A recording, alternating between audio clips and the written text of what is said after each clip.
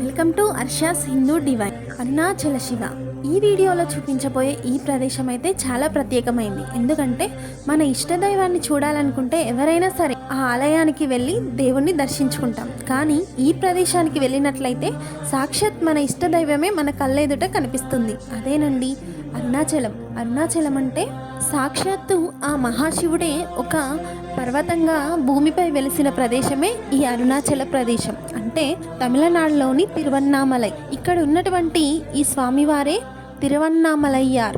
మన తెలుగు వాళ్ళైతే అరుణాచల శివ అని పిలుచుకుంటారు.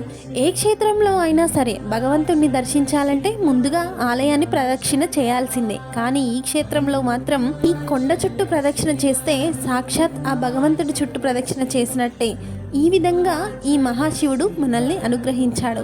ఏ క్షేత్రానికి వెళ్ళి ఏ దైవాన్ని దర్శించుకోవాలనుకున్నా మన మనసులో ఆలోచన పుట్టాల్సిందే. కానీ ఈ అరుణాచల క్షేత్రానికి అడుగు పెట్టాలంటే మాత్రం ఆ శివయ్య యొక్క పిలుపు ఎవరికైతే అందుతుందో వారు మాత్రమే ఈ అరుణాచల క్షేత్రంలో అడుగు పెట్టగలరు. ఎందుకంటే ఆ శివయ్య ఇన్ని కోటాను కోట్ల జీవరాశుల్లో ఆయన యొక్క భక్తులని తనే స్వయంగా ఎంచుకొని ఈ ఆలయంలో ప్రవేశించే విధంగా ఆయన మనల్ని అనుగ్రహిస్తాడు.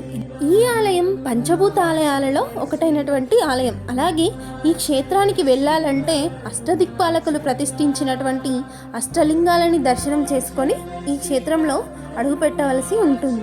అష్టదిక్పాలకులని ఈ విధంగా ఆ మహాశివుడిని దర్శించుకునే కన్నా ముందు వారి యొక్క అనుగ్రహాన్ని పొంది అలాగే సూర్యచంద్రుల యొక్క ఆశీర్వాదాలను తీసుకొని అరుణాచలంలో ప్రవేశించాల్సి ఉంటుంది. ఇక్కడ ఎవరైతే గిరి ప్రదక్షిణ చేస్తారో వారిపైన ఆ మహాశివుడి యొక్క ఆశీస్సులు ఎప్పటికీ ఉంటాయని ఒక నమ్మకం. ఈ గిరి ప్రదక్షిణని మానవులతో పాటుగా దేవతలు, ఋషులు, మహర్షులు కూడా చేస్తారని నమ్మకం.